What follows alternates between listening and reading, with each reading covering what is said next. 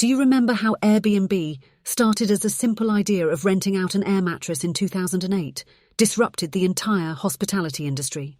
Oh, absolutely. All through what we now call growth hacking. Precisely, growth hacking. And do you recall the Craigslist integration they used? Wasn't it some sort of email marketing hack? That's correct. Airbnb wanted access to a broad user base, and Craigslist had it, but there was no official way to access it, so they reverse-engineered it. They created a function that allowed Airbnb hosts to post to Craigslist with a click. So essentially, Airbnb piggybacked on Craigslist's user base. That's fascinating. And it didn't stop there. They also made sure their listings stood out. The professional photos they offered their hosts showcased the experience potential guests could expect and attracted more users. So clear goals, creative solutions, and an understanding of their target audience was key. Exactly. This is an excellent example of growth hacking. That's the power of thinking out of the box while leveraging your resources intelligently. So let's discuss the roots of growth hacking. Can we trace back to its origin? I recall reading about how it got its name from Sean Ellis, the founder of Qualaroo. Is that right? Yes, that's correct. The term growth hacker was indeed coined by Sean Ellis back in 2010. He defined a growth hacker as a person whose true north is growth, meaning every strategy, every tactic, and every initiative is attempted in the hopes of driving growth. So, it's all about the singular focus on growth then? Yes, exactly. But it's also about the attitude, the ability to challenge and change the traditional marketing strategies, to think outside the box and to use creativity to facilitate and accelerate growth. I see. The whole concept of growth hacking seems so outcome-oriented, constantly innovating and optimizing to achieve results. Right, and the interesting part is that growth hacking has effectively democratized marketing. It's no longer just about having the most money for advertising, it's about who has the best and most innovative strategies. That's why we see a lot of startups succeeding in their ventures through growth hacking. That's insightful, Abigail. How has it evolved since its inception? Well, as tech evolution speeded up, so did the techniques and strategies used for growth hacking. It has grown past just market fit and started revolving around an entire customer life cycle. With this evolution, we have now seen a shift in focus from solely acquisition to retention and revenue to revenue. Makes sense. Retaining the existing customer base is just as important. With changing dynamics, I'm curious about the role of growth hacking in the future of startups. The beauty of growth hacking is its continuous evolvement. Given its reliance on experimentation and adaptability, we can predict it to persist as a significant success factor for startups in future. The ever-increasing data availability, advancements in technology and AI, the future surely looks promising for growth hacking. It's worth noting, Clarissa, that growth hacking isn't just about speed. It's about the efficiency and scalability of that growth. That's true. Abigail and I think it's important to highlight. Growth for the sake of growth can actually be detrimental. We need to be concerned about the quality and sustainability of the growth we're fostering. So the question arises, how do you ensure this efficiency and scalability? You need to establish strong fundamentals underlying your growth strategy. For scalability, it's about leveraging resources and technology to ensure that your growth can continue without a proportional increase in costs. Right, kind of automating the processes and systems underpinning your growth. Efficiency, however, requires a higher degree of resourcefulness, prioritizing the most effective tactics and channels to drive sustainable growth. Exactly. The whole aphorism of doing more with less. However, I think it would be interesting to delve a bit deeper into how startups ensure this efficiency. What do you reckon, Abigail? I certainly agree that would be an intriguing aspect to explore, Clarissa. Clarissa, let's try to unpack growth hacking's core components. How is it comprised to form a full-bodied strategy? Sure. Broadly, growth hacking operates on 5 pillars: product market fit, creative marketing strategies, viral loops, data visualization, and customer value optimization. Feel free to correct or add, Abigail. That provides a comprehensive overview. Now let's explore each element in more detail. The product market fit is referring to developing a product that meets the demands of a specific market, an alignment of your product to the needs of a clearly identified audience. Then, We have creative marketing strategies that deploy unconventional and often low-cost tactics to gain maximum growth. These are often tailor-made for the product and are cleverly crafted to evoke curiosity and engagement from potential users. Next up, viral loops. Simply put, they leverage the network effect to increase product visibility and adoption. A well-crafted viral loop can make the customer journey into a self-perpetuating engine of growth. Clarisa, you want to take the next one? Sure. Data visualization. This is about utilizing data to predict how changes in different variables can affect the growth. Marketers use this data to make informed decisions and adjust the strategy accordingly. Remember, numbers don't lie. And finally, we have customer value optimization, the process of maximizing the monetary value of a customer to the business over their lifetime. Retaining a loyal customer base is paramount for sustainable growth. How about the elusive customer psychology, Abby? Our listeners might find it intriguing to uncover its role in growth hacking. Coach, you read my mind. Customer psychology drives successful growth hacking. It's about getting into your customer's head, understanding their needs, motivations, and behavior. If you get this right, it helps you seamlessly align your growth strategies with your customers' expectations. That usually means personalizing your strategies and offerings to cater to individual needs, often leading to higher customer satisfaction and loyalty. Taking this a step further, these elements don't operate in isolation. In reality, successful startups blend them together to forge a powerful strategy. Any thoughts on this, Clarisa? I agree, Abby. It's absolutely like a puzzle. All these pieces fit together to create a bigger picture, rapid, sustainable growth.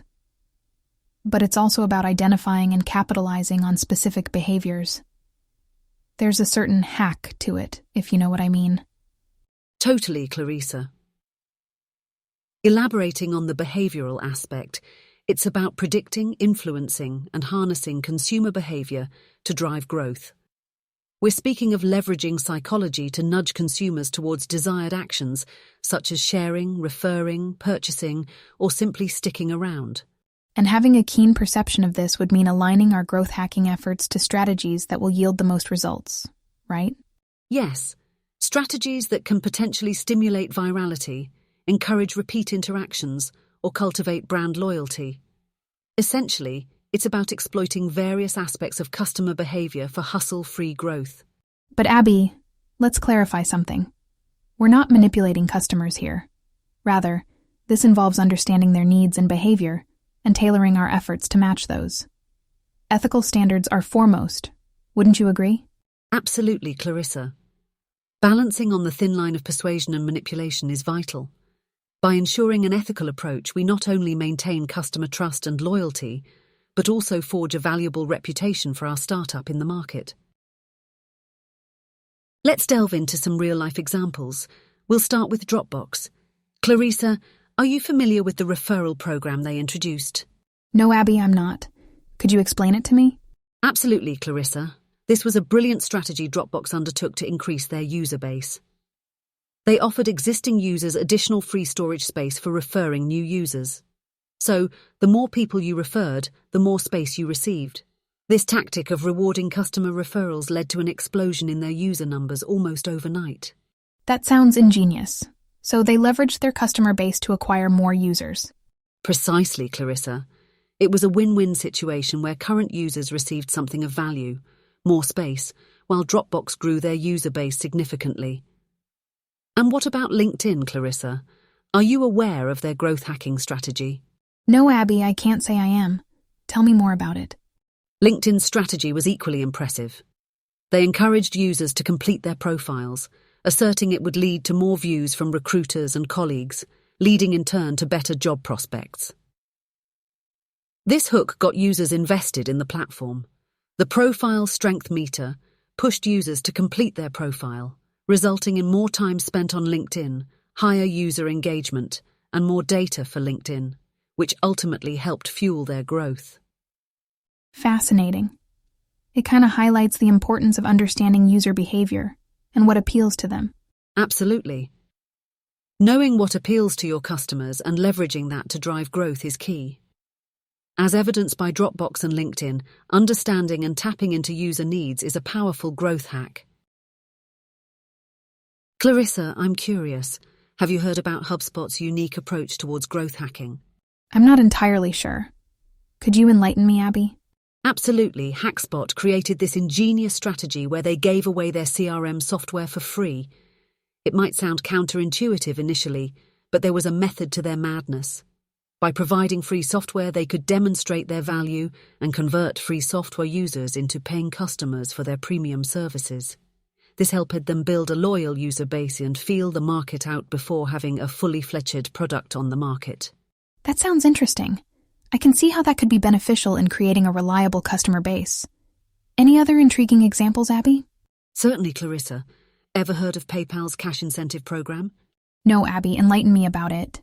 Well, PayPal employed a highly aggressive approach by offering cash incentives to new users and those who referred friends, spending close to $60 million on this venture. The idea was to get users to sign up and begin using PayPal to understand its ease and convenience, with the intention to retain them in the long run. And it worked fantastically. They acquired a whopping 7 to 10% daily growth, catapulting PayPal in front of competition. Incredible. It's astounding to examine how these startups tweaked traditional techniques to create their own unique growth hacking strategies. It seems like a blend of creativity, customer insight, and sheer determination plays a major role in these enterprises' success. Steering our course back to strategy, Abby. How do we navigate the next part, as in creating a growth hacking strategy? Certainly, Clarissa. The first step, without doubt, is understanding our target audience. It's the core of any growth hacking strategy. Without a clear understanding of their needs, their demographic, and their behavior, we're basically navigating in the dark. That makes sense. So, dissecting our user persona is like having a compass in the open sea of business. But how exactly do we translate this understanding into our strategy? That's where structuring a compelling value proposition comes in, Clarissa. Our understanding of our target audience should direct every aspect of the value proposition. So the more we comprehend our audience, the better we will be able to explain why our product or service is worth using. The more this value proposition resonates with the needs and wants of our target audience, the more likely they are to become users. In essence, a string drawn taut from understanding our user base to the value proposition. That's pretty logical, Abby. This now has me thinking about several potential value propositions for a dental clinic. For example, focusing on quick pain relief sessions or offering special family packages to attract more customers. It's like a canvas waiting to be painted, so to speak. Exactly.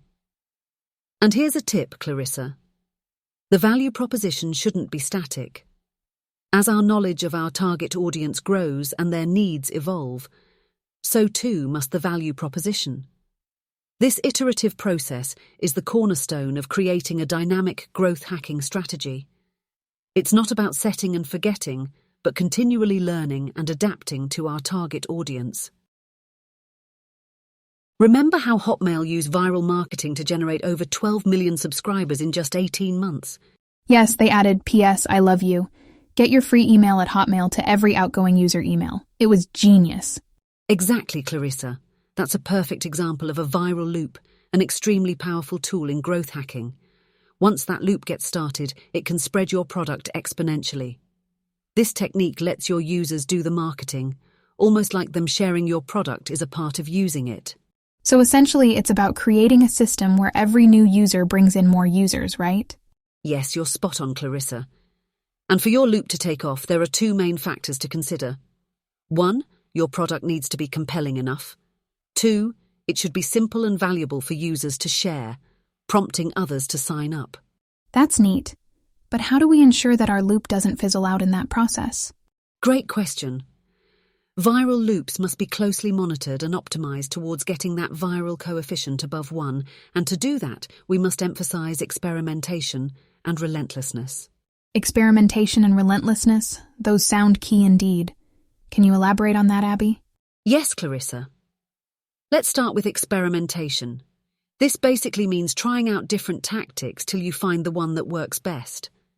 This could be different incentives for users to share, different messaging methods, or even different platforms.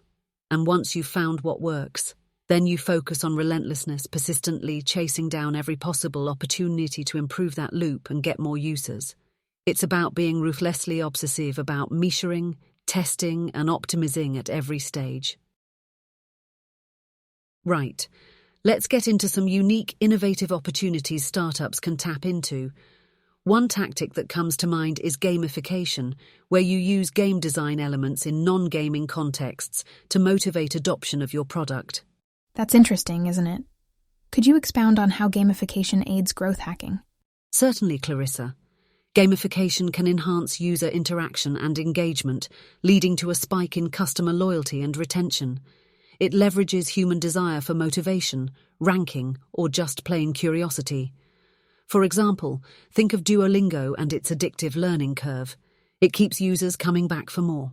Wow, that sure sounds like a powerful approach. On the flip side, what might be some potential pitfalls of using gamification? One must be careful. Over-reliance on gamification might lead to manipulation accusations, wherein users might feel they're being nudged excessively. Plus, conceptualizing and implementing these game design elements could be complex and resource-intensive, so that's something to keep in mind. That's insightful, Abby. Now moving along, can you enlighten us on this ARRR model we keep hearing about in growth hacking conversations? Absolutely, Clarissa. AARR model, often termed as pirate metrics, breaks down customer lifecycle into 5 key stages: acquisition, activation, retention, referral, and revenue. This structure allows businesses to understand, measure, and improve user flow, focusing on the right metrics at the right time. That seems like a neat way to track growth. Does it offer any unique benefits specific to the startups? Yes, it does. The simplicity and comprehensiveness of this model provides startups clarity and focus. Instead of ambiguously chasing growth, startups can now target specific metrics at distinct stages, ultimately leading to overall growth. Unpacking the ARRR model further, let's think about user acquisition, engagement, and retention in the context of startups. How might these aspects, given their critical role, mold the growth narrative of a startup, Clarissa? A compelling thought indeed, Abigail. User acquisition, I believe, begins with attracting high-value users, preferably ones who will not only use the product regularly, but will also become advocates for your brand. Evidence-based tactics like SEO, content marketing, social media campaigns, or even referral programs work best in this case. However, as a startup, the challenge lies in identifying the most effective channels that bring about maximum results with minimum resources. What's your take? Very true, Clarissa. High-value users are pivotal. However, attracting these users is just half the battle won. Engaging them in meaningful ways that build long-term relationships is equally, if not more, important. Providing exceptional user experiences, effective communication, personalizing user interactions, if done right, can turn occasional users into loyal ones. Preserving this user engagement through continuous value creation leads us to the concept of retention. And that, I presume, is a make-or-break game in startups. You've nailed it, Abby. Retaining users is indeed a Herculean task for startups. The focus here should be to reduce churn while increasing the lifetime value of customers. Some strategies to achieve that could be excellent customer support, discounts for regular users, loyalty campaigns, retargeting strategies.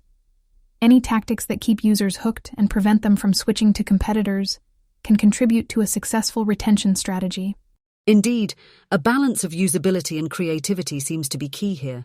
It's essential for growth hackers to experiment with varied ways to retain users, measure what works, and continuously iterate. They not only have to catch the pikes but also keep them on the line. That's how growth hacking becomes a dynamic, ongoing journey towards the pinnacle of success. Well, yes, Abigail. There is no one-size-fits-all here. Every startup has a unique proposition and thereby a unique set of users. Understanding their behavior, needs, expectations is just like solving a jigsaw puzzle. The more accurately you place the pieces, the brighter the big picture of growth.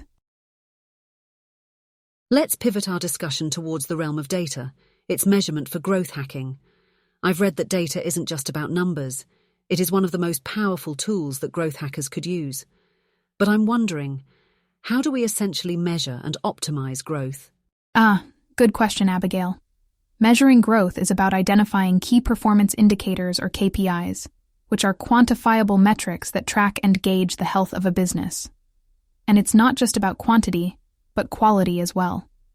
So for instance, if we were to measure user acquisition, one could look at conversion rates from one stage of the funnel to the next, or how much the users are engaged with the product. Absolutely. I've also read case studies of startups where they made a few tweaks in their strategies based on customer behavior analysis, and their growth skyrocketed within a few months. It seems measuring growth can give insights about what works and what doesn't, and then optimizing strategies around these insights is essentially what growth hacking is about. You got it, Abigail.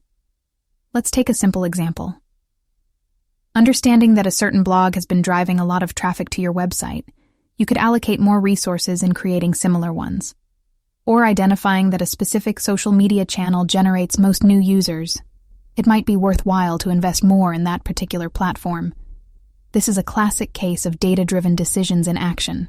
So it's like analyze, measure, optimize, then rinse and repeat. This constant state of evolution, isn't it what allows the growth hackers to tap into the uncharted opportunities and beat the competition? Exactly, Abby.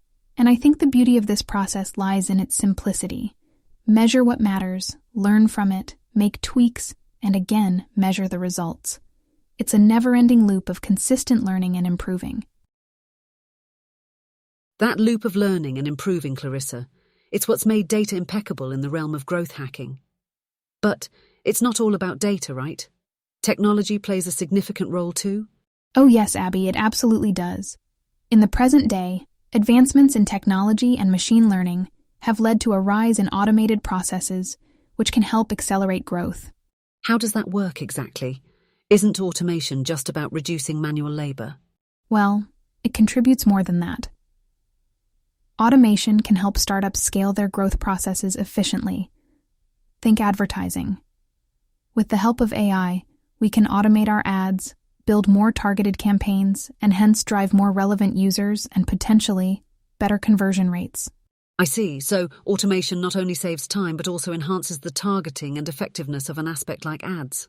Interesting. Exactly, Abby.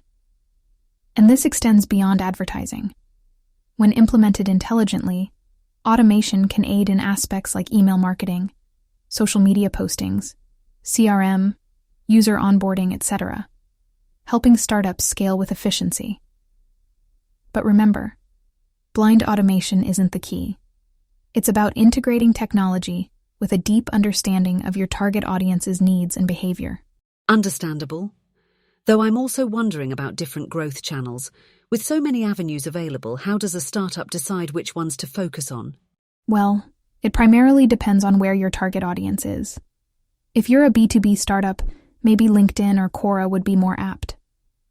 For targeted audiences in younger age groups, Instagram or TikTok might work better.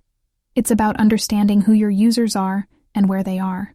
So, choosing the right channel can indeed drive better user acquisition. But is there a way to identify these high-impact growth channels? Absolutely, Abby. But it doesn't happen instantly. It needs constant experimentation, analysis, and iteration. Just like measuring growth, one needs to keep a close eye on the data from these channels to better understand what's working and what's not.